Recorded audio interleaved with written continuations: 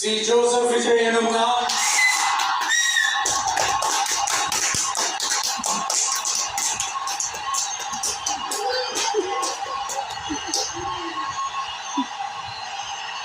சட்டப்படி அமைக்கப்பெற்ற இந்திய அரசியல் அமைப்பின்பால் உண்மையான நம்பிக்கையும் மாறா பற்றும் கொண்டிருப்பேன் என்றும் இந்திய நாட்டின் ஒப்பில்லாத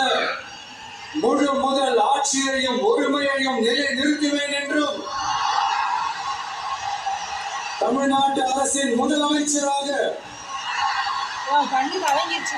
உண்மையாகவும் உடற்சான்றின்படியும்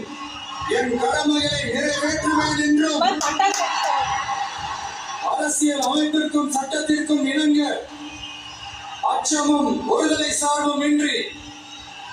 விழிப்பு வெறுப்பை விலக்கி பலதரப்பட்ட மக்கள் அனைவருக்கும் நேர்மையானதை செய்வேன் என்றும் ஆண்டவன் மீது ஆணையிட்டு உறுதிமொழிகிறேன்.